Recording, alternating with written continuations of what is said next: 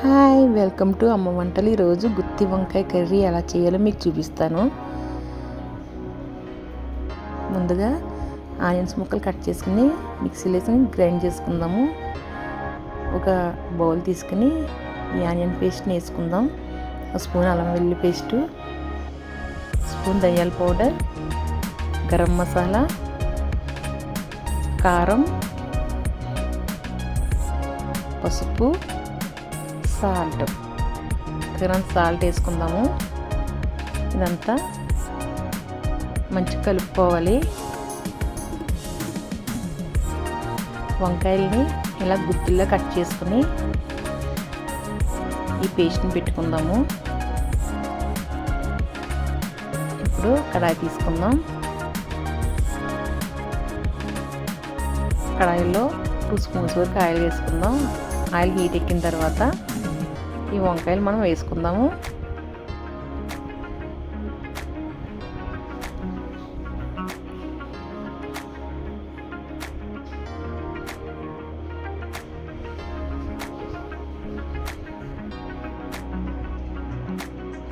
ఈ వంకాయ కర్రీ పులిహోరలో కూడా చాలా బాగుంటుందండి. ఇప్పుడు పచ్చిమిర్చి వేసుకుందాం. ఒకసారి కలుపుకుందాం మంచిగా.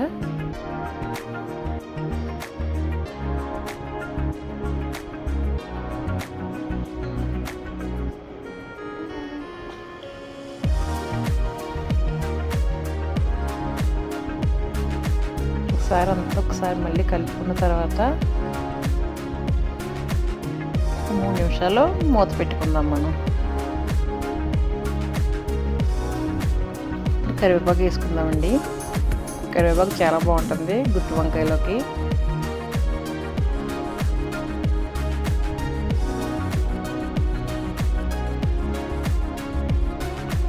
కొంచెం వాటర్ వేసుకుందాం. ఆల్రెడీ చాలా వంకాయ మెత్తగా మగ్గిపోయినాయి. కొంచెం వాటర్ గ్రేవీ కోసం వేసుకుందాం.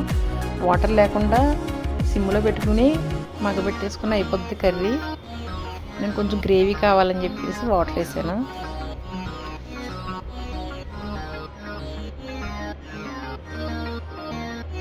చూడండి వంకాయ ఎంత బాగా మగ్గిపోయిందో, మెత్తగా అయింది.